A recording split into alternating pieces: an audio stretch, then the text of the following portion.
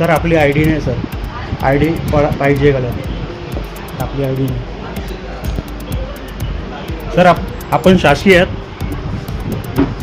मग इथे आपण काय बसलेत? आपण साहेब शासकीय आहेत, कर्मचारी आय डी काय नाही गळ्यात? मॅडम आपण सर्व शासकीय आहात ना? इथे कोणाच्याही गळ्यात आय डी नाही, इथे कोणाच्याही गळ्यात आय डी नाही. शासनाने GR काढलंय, शासकीय आहेत आपण. आपण आय डी कुठे सर? मी कसा ओळखणार कोण आहे आपण? भाई आपण काय कामानिमित्त आलेत की शासकीय आहेत? कामावर आहेत ना, मग आय डी कुठे?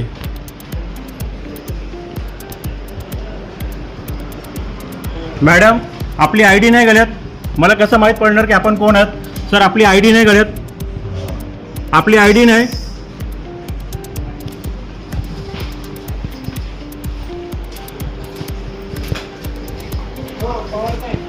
सर मी मनोज गिरी, मला बघून काय आय डी लावली? अगोदर काय आय डी लावली रे?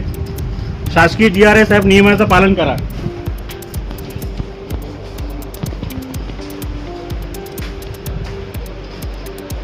आपण कोण आहात? कामानिमित्त आलेत की शासकीय कर्मचारी आहेत आपण? कामानिमित्त. इथे कोण नाही ना खुर्चीवर? किती वेळ झालाय? ठीक आहे.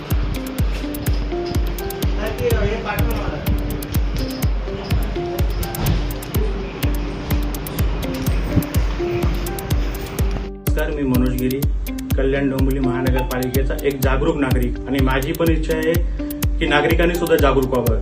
मी आता काही वेळापूर्वी कल्याण डोंबिवली महानगरपालिकेचा प्रभागात एजन्सी येथे गेलो असता अनधिकृत बांधकाम निवारण केबिन मध्ये साहेबांचा खासगी ड्रायव्हर त्या केबिन मध्ये बसलाय.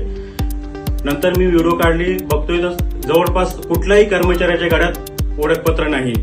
कृपया माननीय आयुक्त कल्याण डोंबिवली महानगरपालिकेने या गंभीर विषयाची दखल घेत संबंधित वॉर्ड ऑफिसर व त्यांच्या इतर कर्मचाऱ्यांवर कारवाई करण्याची कृपा करावी व ड्रायव्हरला सरकारी केबिनमध्ये न बसू देण्यासाठी योग्य निर्देश देण्याची कृपा करावी. कारण की तिथे महत्वाचे पेपर असतात आणि हा ड्रायव्हर ते पेपर चेक करतो, हाताळणी करतो.